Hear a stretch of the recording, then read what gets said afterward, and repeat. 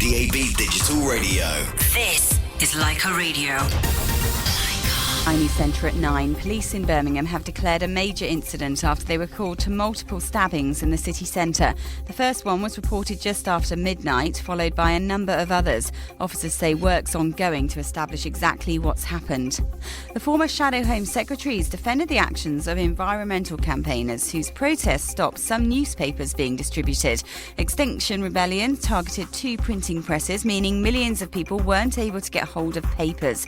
Boris Johnson's described the action as totally unacceptable, but Labour MP Diane Abbott insists it was on the right side of the law. These are legal tactics, and we don't want to talk as if it's not illegal to take direct action, because direct action has been legal since the time of the suffragettes. Meanwhile, Labour's calling for a robust testing regime in airports to try to minimise the need for the 2-week isolation period for some travellers. The party feels the quarantine system's having a dire effect on the travel industry. Britain's chief Brexit negotiator says Europe should take our positions seriously ahead of crucial trade talks. Speaking to the Mail on Sunday, David Frost has also criticised Theresa May, claiming her government had its bluff called at critical moments. In sport, England manager Gareth Southgate says rustiness was to be expected after his side struggled to a 1-0 Nations League win in Iceland. It took a 91st minute penalty from Raheem Sterling to earn victory, not helped by Kyle Walker's second half sending off. Iceland also missed a late penalty. Southgate says it was a strange game. It feels like we've got out of jail, so mixed emotions, really pleased with the players that they got the win. 2 big lessons to learn from in particular, and the rest is kind of understandable given the point of the season that we're at and what we've had to ask the players to do. And dancers from the Royal Ballet have been back on stage this weekend for the first time since March. 2 socially distanced charity galas are being held at Athelhampton House in Dorset. That's the latest. I'm Laura Safe. Afternoon, Mr. Noah. Good afternoon. Now, how is my arc coming along? Well, it's all finished. Really? You only started this morning. Yeah, it's all done. You've built the pens for the elephants and zebras? I have. And an enclosure for the funny bears with black eyes. The pandas? Yeah, that's them. Blimey. Someone's had their Weetabix. Yes, mate, I had 3. But you might want to crack on, Mr. Noah. They forecast rain this evening. Have you had your Weetabix? This is Leica Radio.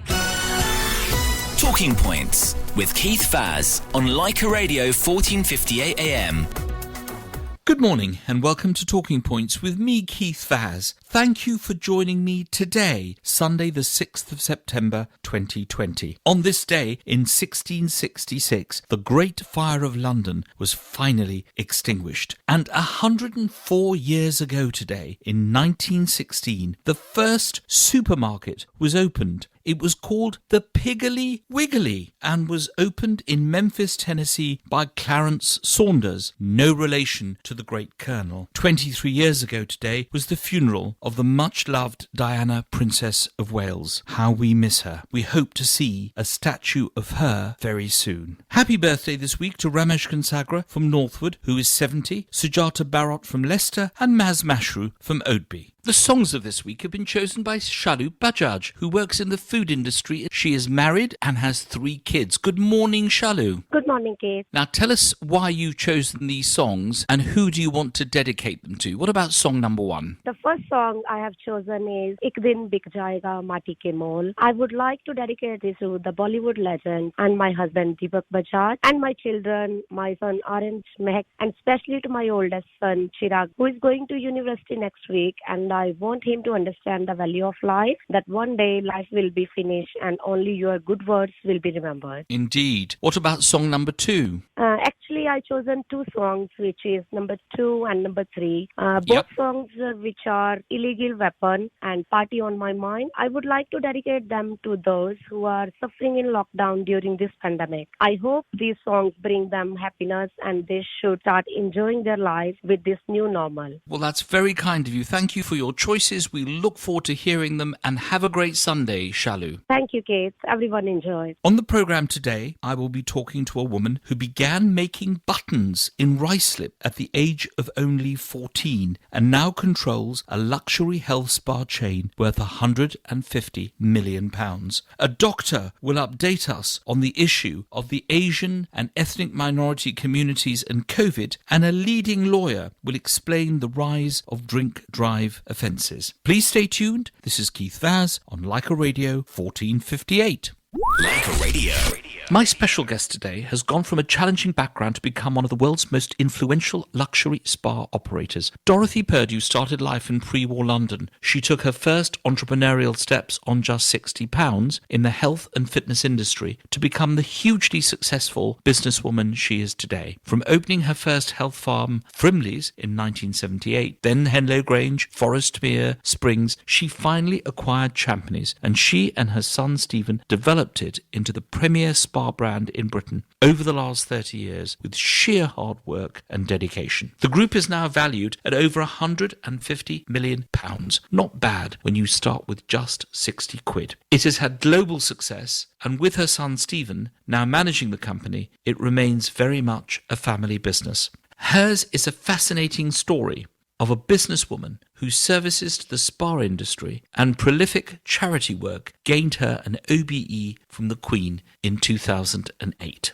Joining me from Henlow Grange in Bedfordshire is the First Lady of Luxury Spas, Dorothy Purdue, OBE. Good morning, Dorothy Purdue. Good morning, Keith. Now, Dorothy, your early life, your mother was from Liverpool, your dad, Richard, was a casual labourer in London, and she came down to London. What were those early years like? Do you remember any of them? I think I do, but you also remember things that people have told you, don't you? It was a good life. I was much loved by my mother, father, uncles and aunts and grandmother. And we just grew up as a working class family, with my mother being always wanting to get something a little bit better, somewhere better to live. My early years my early months were spent in the drawer in the bedroom. But she wanted a house, and they saved and saved and saved and got one in South Harrow. And you all eventually, as you say, went to South Harrow in North London. Yes. Did you feel that life was changing? I mean, you talk about spending your time in a drawer as a result of where you'd moved to. Well, that was when I was a baby. Yes, of course I did. I mean, we got a house. We got a semi-detached house with a garden and a garage. That we didn't have a car, but we had a garage. And my dad was incredibly proud of this garage. My mum was proud of her house. Of course, it was much better, but lots of people were moving on then. Life was getting good before the war. And then the war happened, and your dad, Richard, had to leave his job and rejoin the army. You, your elder sister Rita, and the rest of your siblings had to adjust to life without Dad. Was that difficult? Well, what really happened was that my father had been unemployed in the early 1930s and found it dreadful. And where he was working, the owner had been in the First World War, and he wanted to go back to finish off those. His language wasn't very good, and I can remember that. And he wanted to finish off what wasn't finished in the First World War. So he closed the business down, which left my father unemployed. And I think it terrified him. So he joined up straight away. And we had about a year, I think, in training and in England, of which my mum followed him around. And then he went away, and he was away 4 years. But I don't think we felt abandoned. We don't think we did. My mother kept his memory and his letters, and he wrote to us, and we knew he loved us, and it was just the war. And in truth, I have to say I found it all quite exciting. 2 weeks after your 14th birthday, you started to work in a dressmaking factory in Ruislip, making buttons. You've said that it wasn't your dream job, button making. You prefer to have been a librarian or a teacher. How was your first foray into employment, your first job at the age of 14? I don't think I liked it, but I didn't have a choice. I had to go to work, and the button factory was where my mother had found me a job. Of course, it's not whose ambition would be to be a button maker. The only thing I'd say is that I was the best button maker they'd ever had. On that point, we're going to take a short break. This is Keith Vaz on Leica Radio 1458. I'm talking to the First Lady of Luxury Spas, Dorothy Purdue, OBE. We're going to be back after the break. This is Leica Radio.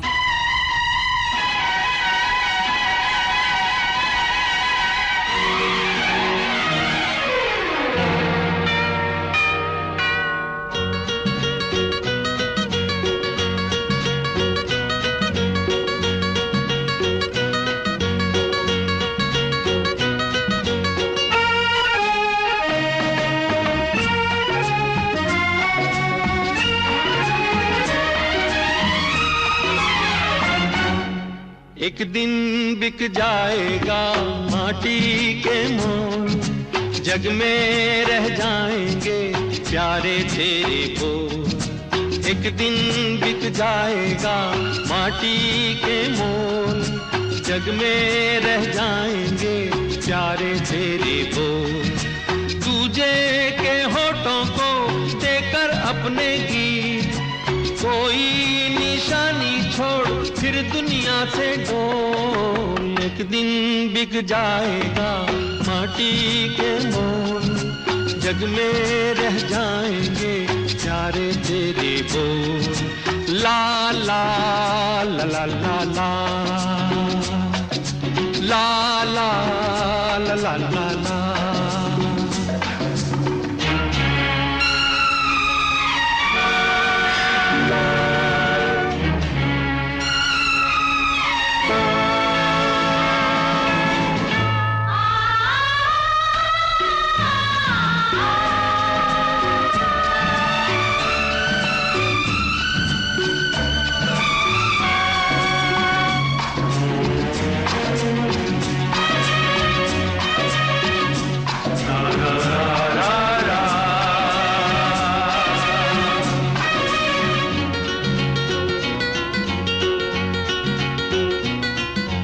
अनहोनी पथ में कांटे लाख बिछाए, होनी तो फिर भी बिछड़ा यार मिलाए। अनहोनी पथ में कांटे लाख बिछाए, होनी तो फिर भी बिछड़ा यार मिलाए। ये बिरहा ये दूरी तो पल की मजबूरी, फिर कोई दिल वाला काहे को घबराए। करम पम धारा जो बहती है मिलके रहती है, बहती धारा बन जा फिर दुनिया से डोल। एक दिन बिक जाएगा माटी के मोल, जग में रह जाएंगे प्यारे तेरे बोल। ला ला ला ला ला ला ला ला ला ला ला।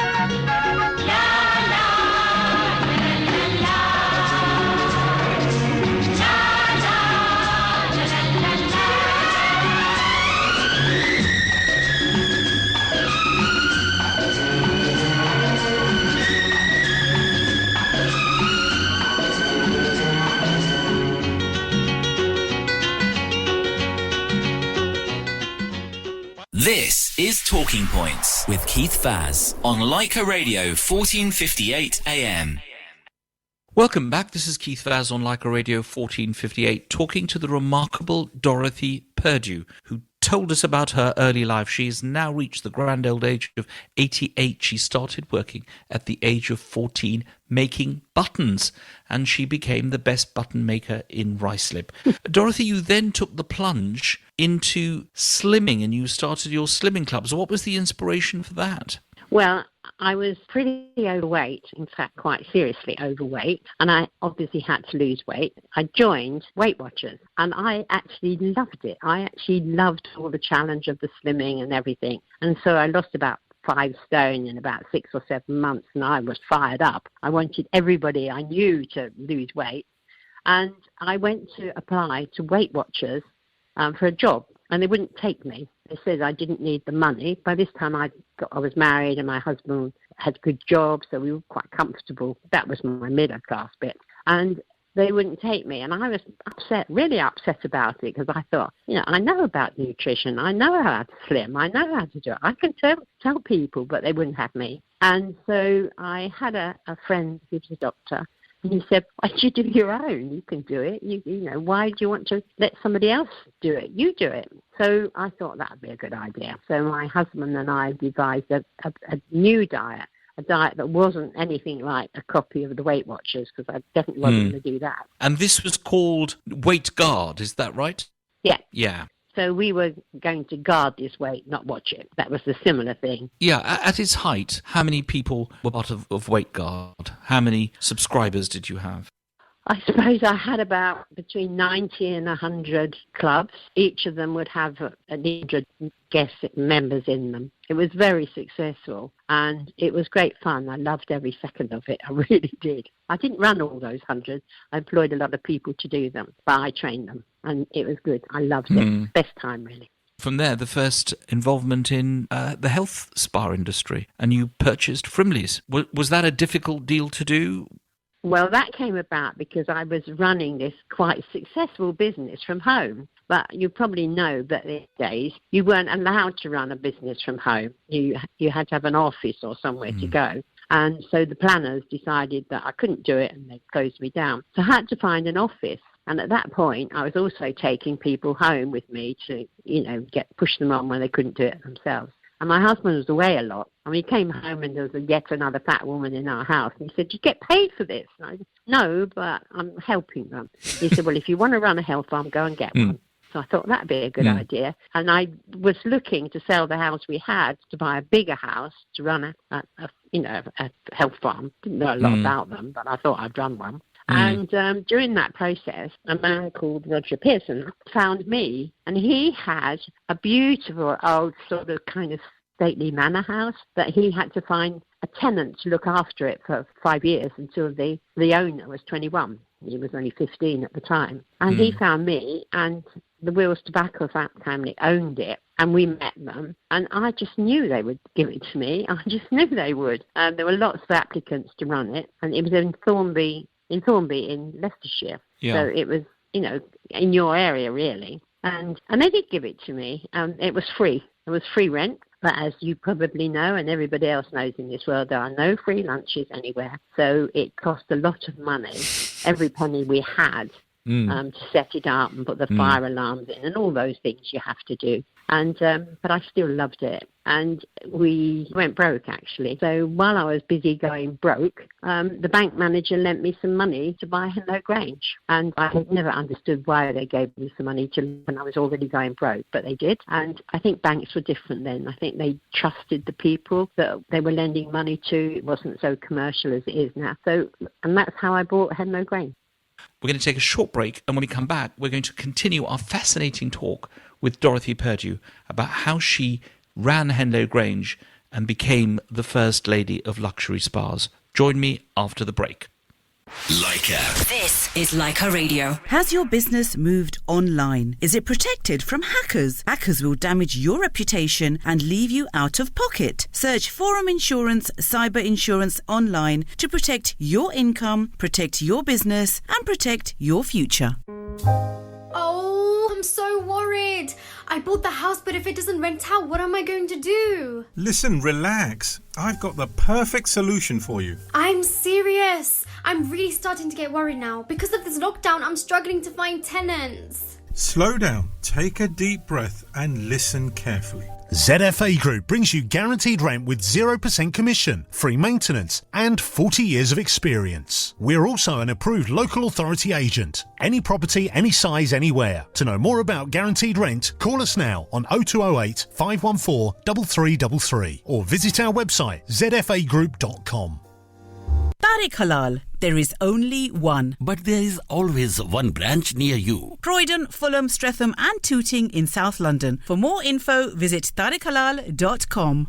In September, you'll all be going back to school or college. Let's hear from Andrea, head teacher. I know it feels strange having been away from school for so long. It's going to be a bit different for all of us. But it means getting back to your mates, to learning, to discovering. It's getting back to building your future. Remember to stay safe on your journey to school or college and walk or cycle where you can.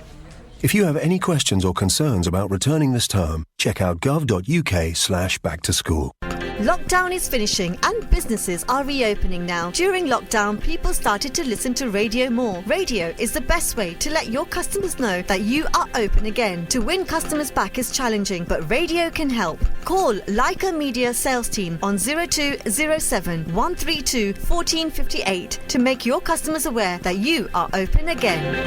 Leica Radio.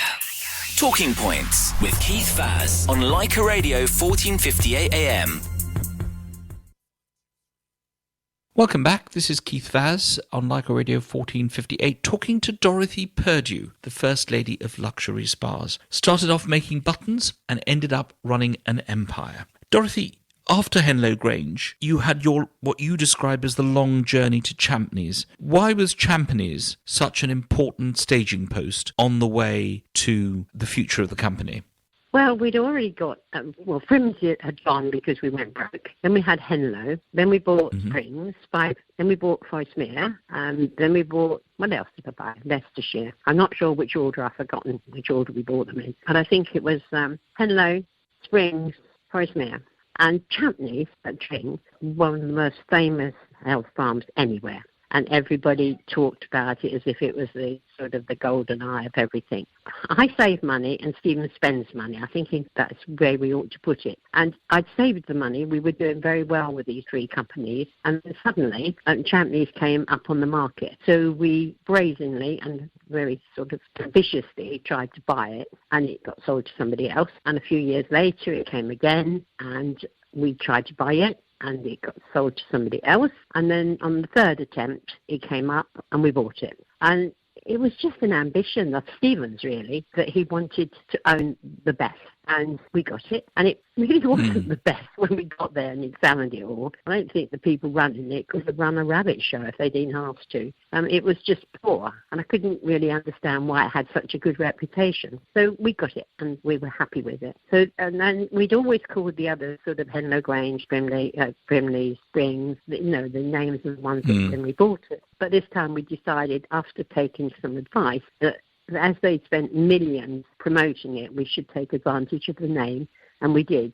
Actually, it was a good thing, because if we didn't look back after that, it just went better and better and better. It's good. It's been good until this last few months. You have had some of the most famous people in Britain going to Champneys, amongst them Piers Morgan, Frank Bruno, George Best, Liam Gallagher, Barbara Windsor, Joan Collins. These are people who come there in order to get some relaxation and some downtime and to be able to rejuvenate. Of all of the famous people who came to Champneys, who is your favourite and why? My favourite, I've got two. One's Joan Collins, who's very, very nice, and Barbara Windsor. I have a little bit of affection for Sheridan Smith, but that's because she has problems, and she has a problem. She escapes the Springs, and we like looking after her, and she's so sweet. But Barbara Windsor and Joan Collins must top the list. They are really nice people, and I'm so sorry about Barbara's present illness. She didn't deserve that. Now, you are a philanthropist. You give a lot of your money away. You've obviously made a lot of money, but you've given a lot away to charity. Why do you do that? What makes you feel that you need to make such a contribution to these charitable causes? I suppose my father put it into me when we were young. You've got a lot, give something back. But we have a lot. We've got a lot. We've got money that we can then give to charity. We should do. Everybody should do. I'm sorry about telling everybody what they ought to do, but really, you should. Even if it's only a small amount a week, give it. Somebody else needs it more than you do at that moment. This is Keith Vaz on Leica Radio 1458. I'm talking to the remarkable Dorothy Perdue, OBE, about her life, about her charitable works, and about her philosophy of life. When we come back, we're going to ask her a bit more about inspiration. After I've spoken to Dorothy, we will be examining on the programme why there's been an increase in the number of road accidents with a specialist lawyer, Chris Giorgio, as well as talking to Dr. Onka Sahota, a member of the Greater London Authority, about the progress of the inquiry into why so many BAME people have contracted coronavirus. Please join me after the break. Like a radio.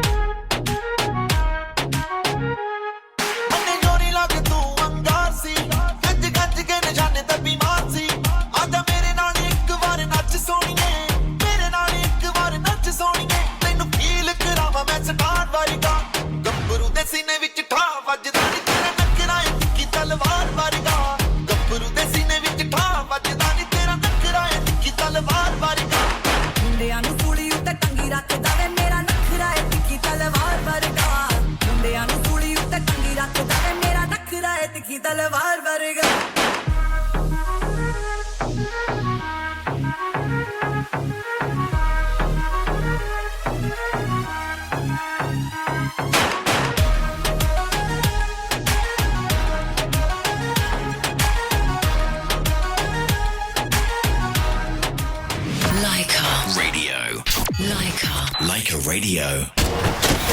Like a Radio. Travel update. I'm Michael Page. There are delays on the M1 northbound heading away from London between Junction 5 for Watford and Junction 6 for Bricket Wood, where all traffic was held to deal with an accident. It has been now moved to the hard shoulder, but it is still very slow through there. And it's also slow on the M25 anti-clockwise coming from Junction 24 for Potter's Bar towards Junction 23 for the A1M at South Mend because of roadworks. It's down to one lane currently.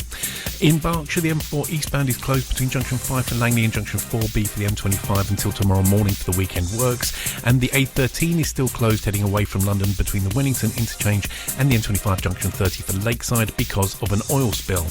On the tubes, engineering work means that there are no District Line trains running today between Earls Court and Wimbledon. Buses are running instead. There are no overground services running between Gospel Oak and Barking. There are buses running for those services as well, and until 10:15 this morning, no overground trains are running from Liverpool Street to Chingford, Cheshunt and Enfield Town. On the trams, there are no services between Arena and Beckenham Junction, and engineering work means that there are no services into and out of King's Cross today. That affects LNER, Great Northern Thameslink, Grand Central and Hull trains. And that's the latest traffic and travel. Like a Radio. How do we control coronavirus now? Here's Michael, a delivery driver. All day, every day, I'm seeing people. Last thing I want to do is give anyone coronavirus. So the first sign of a cough, soon as my temperature rises, any loss of taste or smell, I'm staying in, booking a test, only going out to get it done. I mean, you want to know straight away, right? That's how we protect each other. To get a test, go to nhs.uk/coronavirus or call 119. Stay alert. Control the virus. Save lives. This is Leica Radio. Leica Radio. Talking Points with Keith Faz on Leica Radio 1458 AM.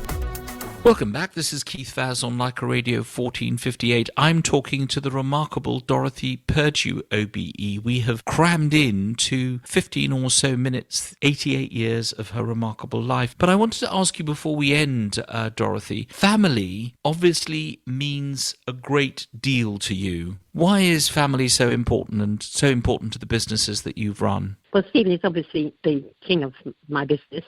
He works incredibly hard, morning, noon and night, really. And I don't think we would have been quite as successful without him. So I have to praise him. And the rest of them, it's really just nice to have a family. And I think particularly in this particular time of our lives, this awful year, we've all probably enjoyed our families much more and appreciated them more than we ever did before. Long may it last. And you've got how many grandchildren and how often do you get to see them all? I have a very, very good relationship with my 3 older grandchildren, Robert, James and Daisy.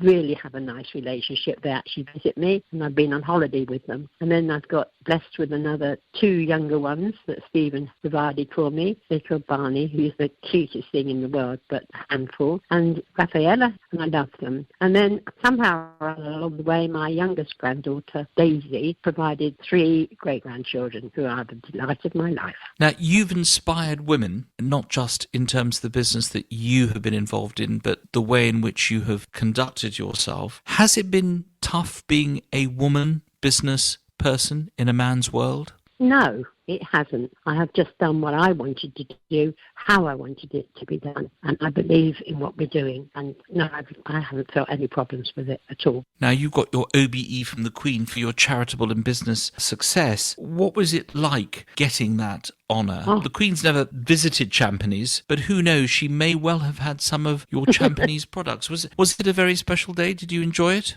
It was actually, Keith, it was probably the best day of my life. I was excited, nervous, happy, enthralled, surprised, anything you can think of. And my knees shook and I loved it. I was so, so proud. I don't know why I got it. I don't know what I did to deserve it, but I can just say thank you to everybody. It was just fantastic. And I'm sure everybody who gets one of those honours feels exactly the same as I did. Overwhelmed. As an owner of a company, you've had to deal with many hundreds of members of staff, possibly even thousands, over the years that you've run these various companies. What do you think the first rule of management should be? How do you manage all these people to produce the results that you have obviously got? I think I usually get the heads of each department to choose their own staff. They have to work with them, they have to guide them, they have to deal with them on a daily basis. And all I ask of them is that they treat each and every member of my staff fairly. You can be quite strict if you want to, but just do it fairly, and it works.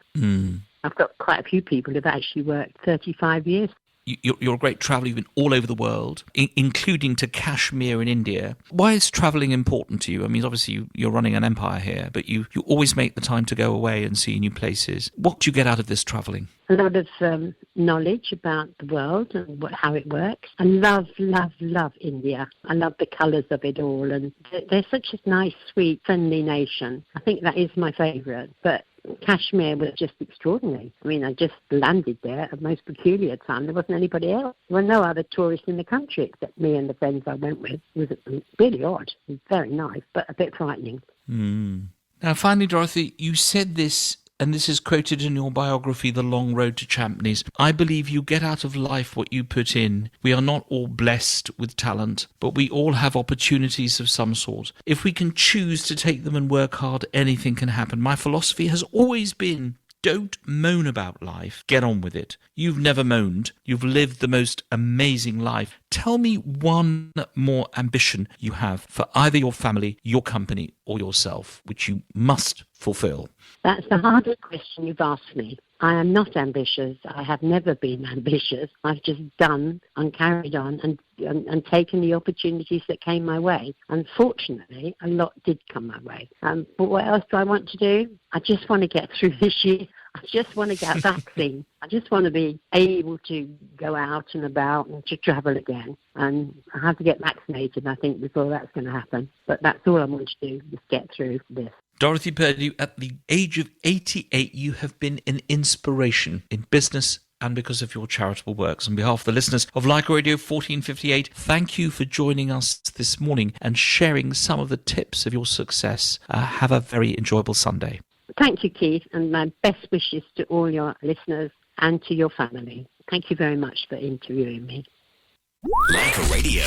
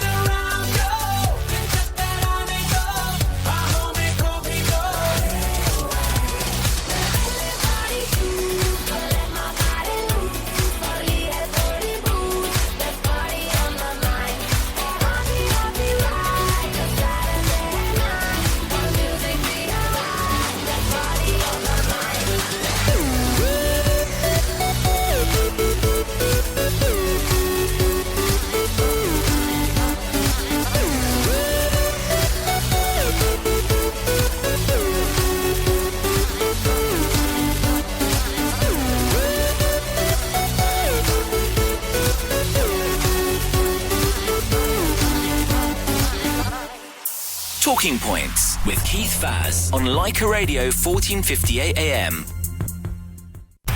This is Leica Radio. September. Back to schools and colleges for all. Let's hear how it's been from Mum of 3, Jessica. Well, 3 kids out of school has been tough. Trying to keep them to the routines and focused on their schoolwork is a balancing act like no other. It's going to be a bit different when they return to school, but I'm so relieved to get them back with the teachers in the classrooms.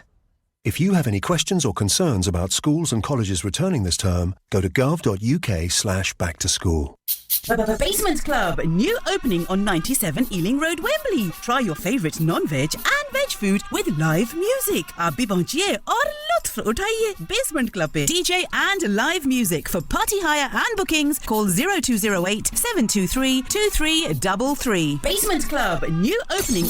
As the landlord, you'll want to protect the income you earn from your property. Your property may not be covered under a standard household buildings and contents policy. Get a call back from our expert team by visiting foruminsurance.com. You're so fussy with your food. Mom, I only love the food at Natraj restaurant. चलो चलते हैं जहाँ Gujarati, Punjabi, Indo Chinese और south Indian food खा के हम अपनी उंगलियां चाटेंगे. 467 Alexandra Avenue, Rayners Lane. Call 0208 617 3858. I love Natraj restaurant. Even better than your food, Mummy. क्या? Natraj restaurant. 467 Alexandra Avenue, Rayners Lane. Call 0208 617 3858. How do we control coronavirus now? Here's Michael, a delivery driver. All day, every day, I'm seeing people. Last thing I want to do is give anyone coronavirus. So the first sign of a cough, soon as my temperature rises, any loss of taste or smell, I'm staying in, booking a test, only going out to get it done. I mean, you want to know straight away, right? That's how we protect each other. To get a test, go to nhs.uk/coronavirus or call 119. Stay alert. Control the virus. Save lives. This is Leica Radio. Talking Points with Keith Faz on Leica Radio 1458 AM. Welcome back. This is Keith Faz on Leica Radio 1458. Now, let's talk about the increase in driving offences that seems to be occurring throughout the country. Chris Giorgio is a highly regarded and respected criminal defence lawyer, specialising in serious and complex cases. With 20 consecutive years of experience in criminal and regulatory law, he's also a higher court advocate. He is the director of CG Law in Mayfair. Good morning, Chris. Good morning, Keith. Thank you for having me. Now, why do you think that there has been an increase in driving offences, in particular in hit-and-run offences, and what are the penalties for something of this kind?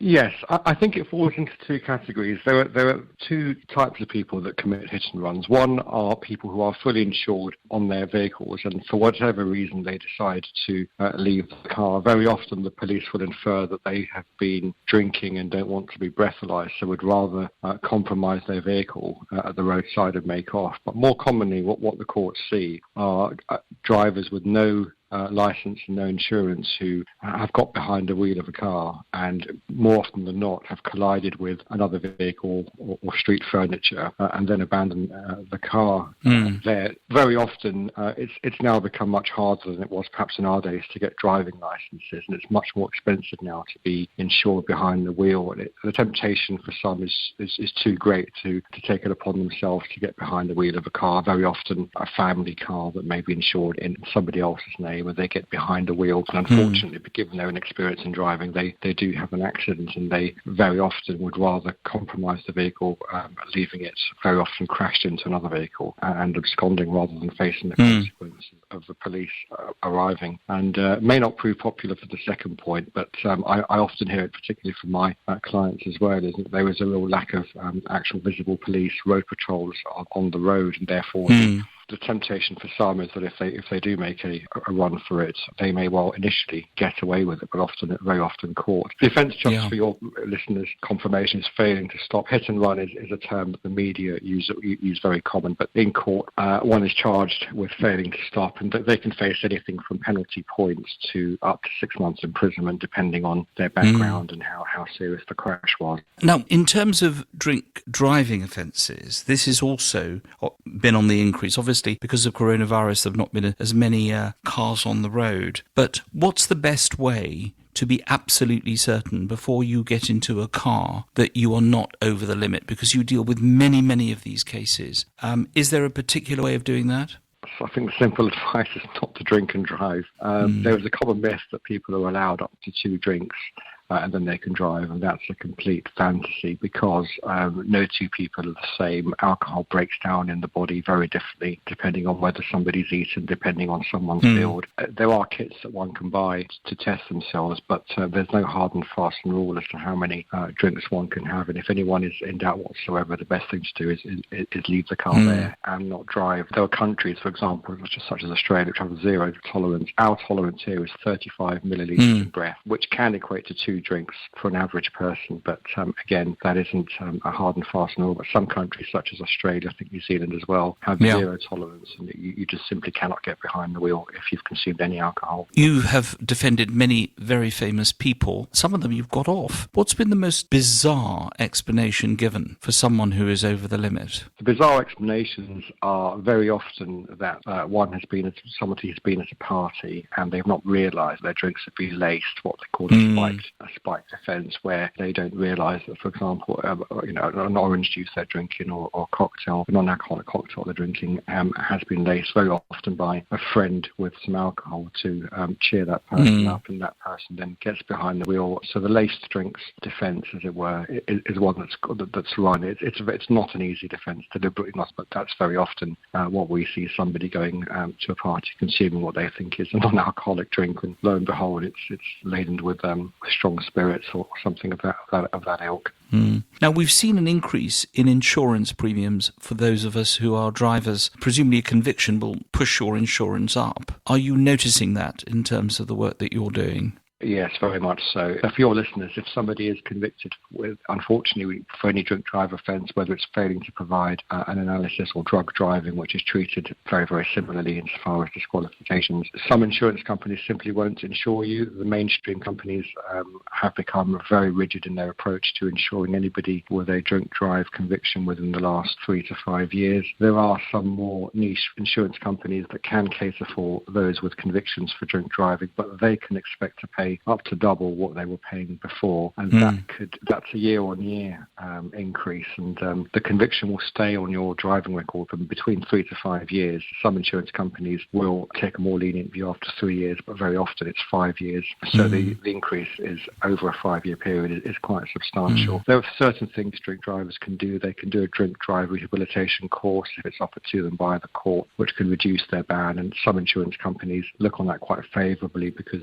an individual is taking it on themselves to try and self-rehabilitate themselves at their own time and cost to try and avoid this situation from happening. But yes, the insurance is really, really affected by a conviction for any sort of drink or drug driving. Chris Giorgio, thank you very much for joining us this morning. I'm sure that we will be speaking to you again soon. Enjoy your Sunday. Thank you for having me.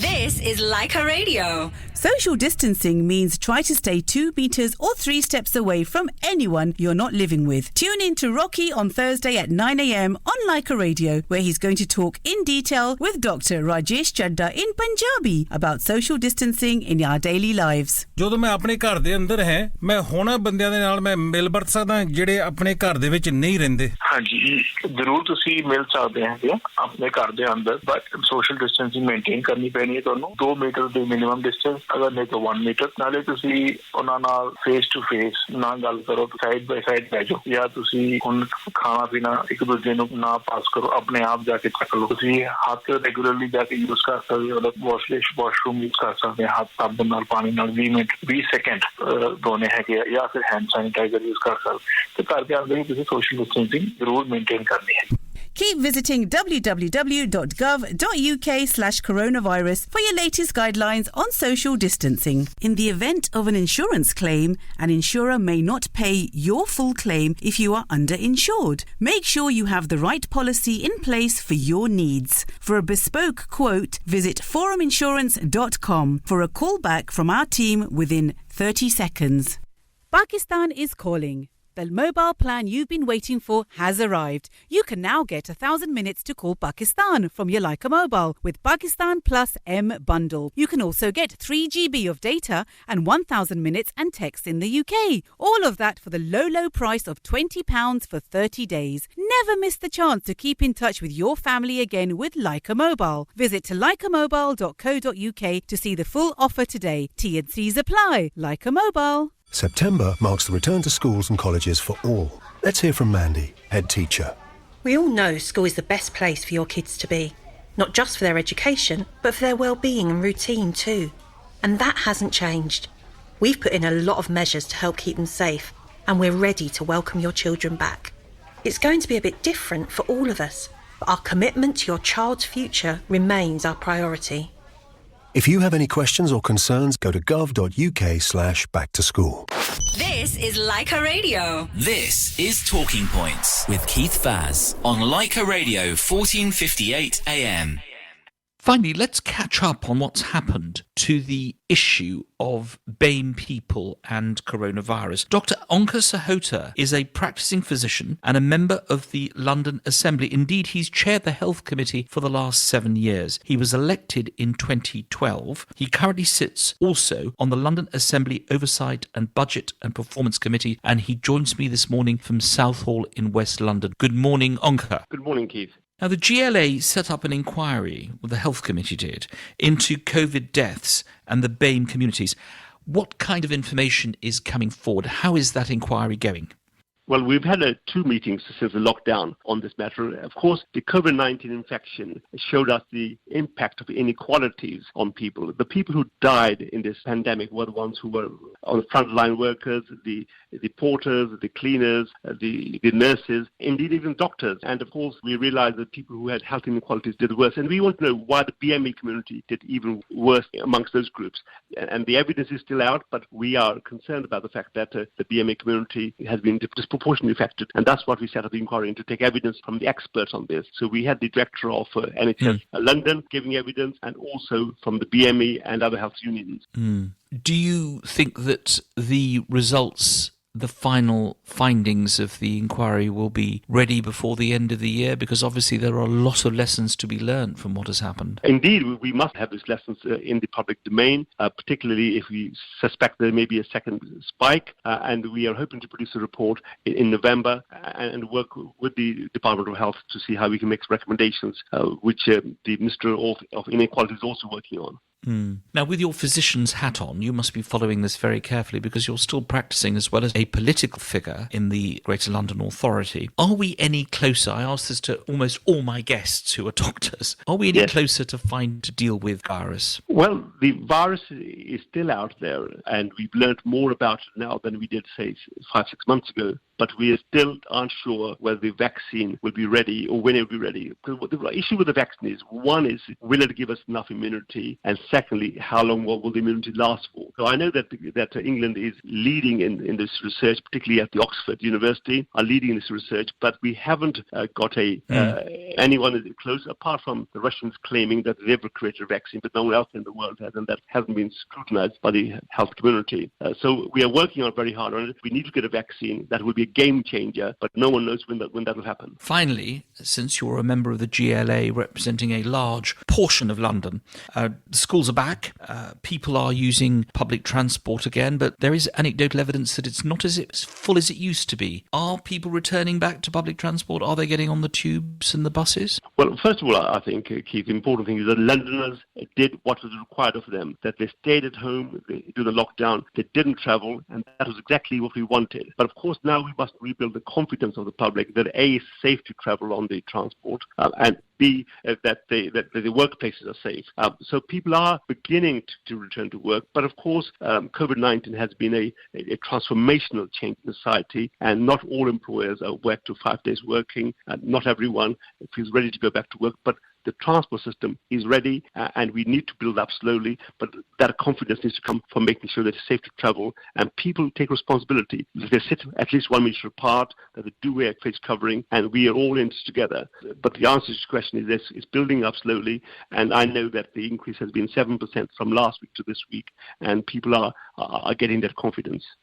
Dr. Onkar Sahota, member of the GLA for Hillingdon in West London, thank you so much for joining us today from Southall, and have a good Sunday. Keith, thank you very much. It's been a pleasure talking to you this morning. This is Leica Radio. Yeah, here we go again. Authentic, original, and better than outright. Trendset, heartbreak, going it back, we shall and shake up.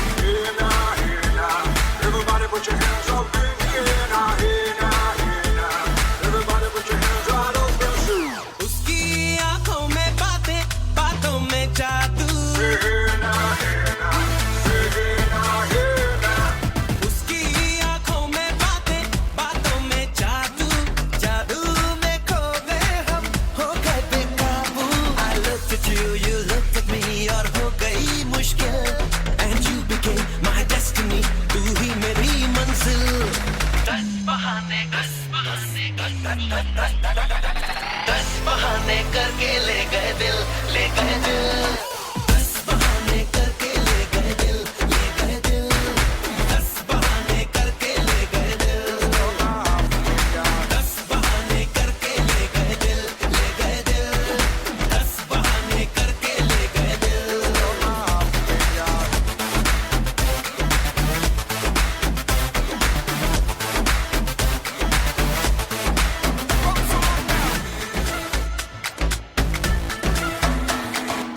ये दिल तो पहले ऐसा नहीं था किसने बहकाया ऐसा सपना दिखाया क्यों ये आंखें मेरी देखे उसी को सोचे बिना ही उसे अपना बनाया क्यों जीना तो मरने से अब है कहीं मुश्किल खुद को जो खोया तो वो हो गया हासिल 10 बहाने करके ले गए दिल ले गए दिल 10 बहाने करके ले गए दिल 10 बहाने करके ले गए दिल ले गए दिल 10 बहाने करके ले गए दिल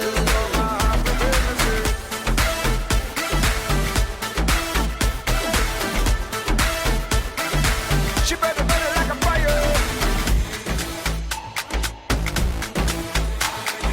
जाने हुआ है क्या मैं तो हो गई लापता लापता तूने न जाने क्या जादू किया है क्या पता क्या पता I looked at you, you looked at me और हो गई मुश्किल and you became my destiny तू ही मेरी मंजिल 10 बहाने करके ले गए दिल ले गए दिल 10 बहाने करके ले गए दिल 10 बहाने करके ले गए दिल ले गए दिल 10 बहाने करके ले गए दिल 10 बहाने करके ले गए everybody put your hands up in the air now here now everybody put your hands right up in the air Like a Radio.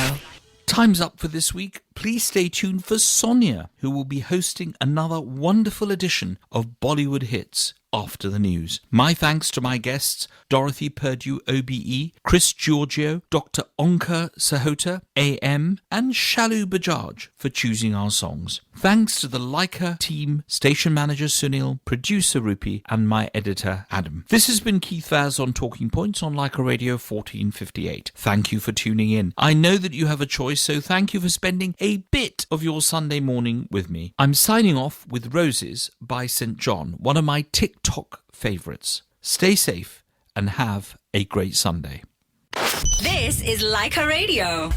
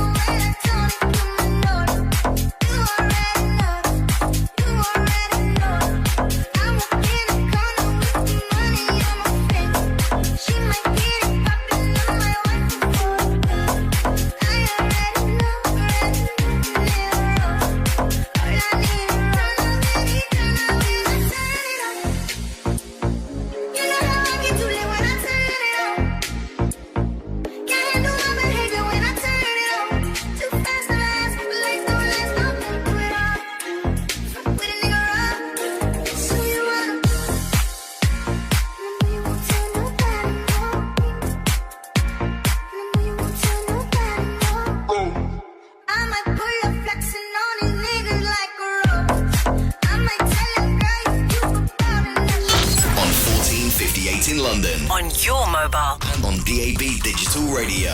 This is Leica Radio.